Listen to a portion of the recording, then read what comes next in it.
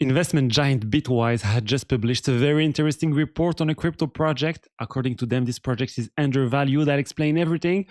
You probably know the project already. I've been talking about it for several days because a lot of it has been happening around it. It's Hyperliquid, but we also have plenty of other stories today. Polymarket is moving into company trading, stock pre-market listing of companies before they go public. We also talk about quantum computing on blockchains, and a real-world test was carried out on a major blockchain, and there's much more to cover. Hello everyone, and welcome to Crypto Red, the channel for crypto news. Let's talk directly about Bitwise. Bitwise is a major investment firm in crypto and beyond crypto as well. They manage more than $10 billion across a wide range of ETFs, and they've just published a report on Hyperliquid. We're going to go through it together because what they've written is genuinely very interesting.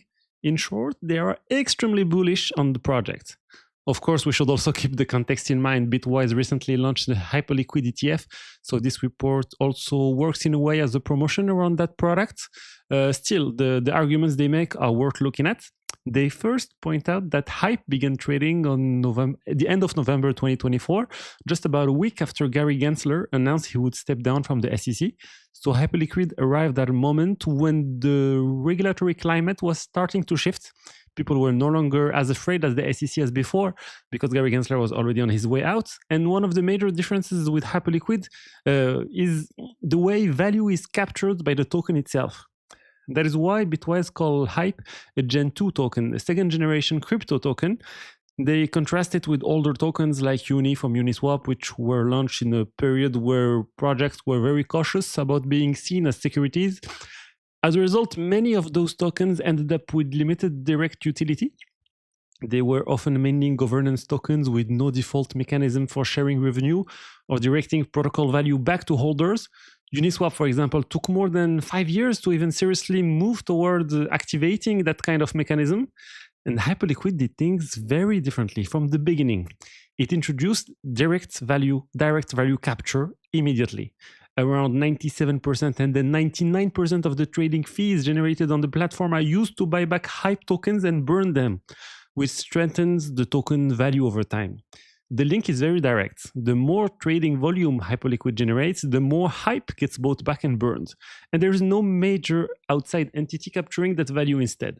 Almost all of it, like I said, 99% flows back into the Hype token. That is why Bitwise conclude that Hype is undervalued. Yes, even at current levels, around $47 or $48, the token has already performed very well recently because of all the positive news around the project. But Bitwise still believes the market is underpricing it. Why? Because in their view, investors are valuing Hyperliquid as if it were simply a token linked to a perpetual future exchange, a platform for leveraged crypto derivatives. But Bitwise argues that Hyperliquid is much bigger than that. They believe it is evolving into a financial super app that could absorb liquidity from equities, commodities, foreign exchange, prediction markets, structured products, and many other markets. And to be fair, that is clearly Hyperliquid's ambition, to become a place where a huge part of global finance can eventually live. You know, the house of all finance, like they say. And that is why Bitwise say the opportunity goes far beyond the current crypto market, which is worth roughly $3 trillion. Hyperliquid is not aiming only at crypto, it's targeting a much broader universe, the market for all assets of the world. And that market is on an entirely different scale. Bitwise estimated around $600 trillion, around 200 times larger than the entire crypto market today. And that is the core of their thesis. If Hyperliquid can capture even a small share of that much larger financial universe, then Hype may still be significantly undervalued. And I share the view that Hyperliquid is currently undervalued. Yes, that's generally how I see it. To me, Hyperliquid is not simply, the Hype is not simply the token of a layer 1 blockchain. You can almost think of it as owning a stake in a major crypto exchange, something closer in spirit to Binance or Coinbase. You are exposed to a platform that generates a lot of revenue while also attracting more projects, more liquidity, and more markets. We have already seen prediction markets starting to arrive, options, stocks, and many other things. So yes, I think it is an interesting protocol, an interesting token, and that is exactly why it has been attracting so much attention from investors lately. We have seen ETFs being launched around it. We have seen the partnerships involving Coinbase and Circle, and a lot is happening around Hyperliquid. And that is why it is particularly interesting to look at the analysis published by this major investment figure on this subject. I'm talking here about Matt Hoogan, the CIO, the Chief Investment Officer of Bitwise, who published this report. And look at it, and look at this as well. You know, there is some new data around the market share of layer 1 blockchains in terms of fees generated. Hyperliquid now captures 43% of all fees generated across the major blockchains. That is more than Tron, more than Ethereum, more than Solana, more than BNB Chain. They're getting close to generating the majority of all fees across these networks. And keep in mind that right now there is still a promotional campaign on HIP3 markets where fees remain very low. That will not last forever. So over time, Hyperliquid could generate even more fees from those markets. There are several very powerful growth drivers emerging around this. And once again, prediction markets are only just beginning there. We are at the very start of this. And when you look at the valuation of Polymarket of Kalshi, which are targeting around $20 billion, you can reasonably say that Hyperliquid could eventually add that kind of value on top of its current valuation. Hyperliquid currently sits around $11 billion market cap. So yeah, I don't know if people realize, of course, the FDV of Hyperliquid is much higher. But that is also one of the main concerns people have about this. But personally, I think a large portion of those tokens that are not yet released will never actually be released. I would not be surprised if we eventually get an announcement around the burn mechanism. They already carried out a major airdrop, and I do not think doing another large airdrop would really be in their interest. I was actually among the first to believe the idea of secondary airdrop. I farmed a little on some Hyperliquid wallets and all of that, but in the end, I no longer think it will happen. And if it does happen, I expect it to be relatively small, or at least much more controlled. I do not believe we are going to see another 30% of the token supply released all at once. And that is why when people point to an FDV of $40 billion or $50 billion, I personally do not see it as something particularly alarming. When I look at this FDV, yes, there are token unlocks. Yes, the team can unlock tokens over time, and they started to unlock tokens over every month. But we have seen that they are not unlocking everything. They are not dumping aggressively on the market. And that is clearly not what is happening. So yeah, there you go. I am very interested in hearing your thoughts on Hyperliquid.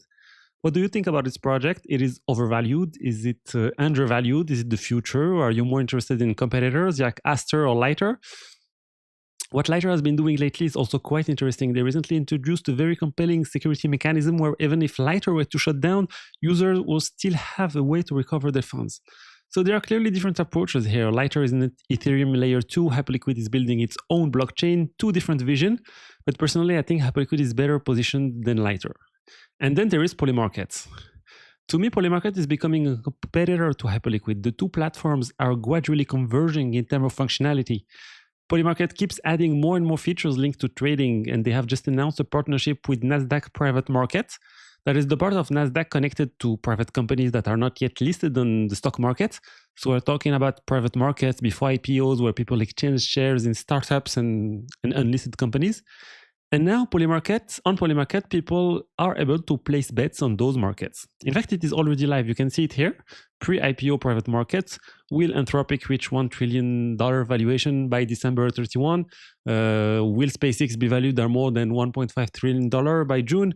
So you have all these kinds of prediction around these markets. There are also questions like, will Anthropic have a higher valuation than OpenAI?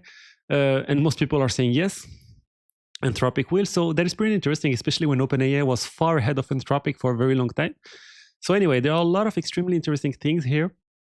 If you want to understand how the market is thinking and where expectations are heading, I think that typically this kind of market is something we are going to see on Hyperliquid little by little. And that is why I keep telling you that the two platforms are starting to converge. Even though their audience are still very different today, over time they are going to get closer and closer.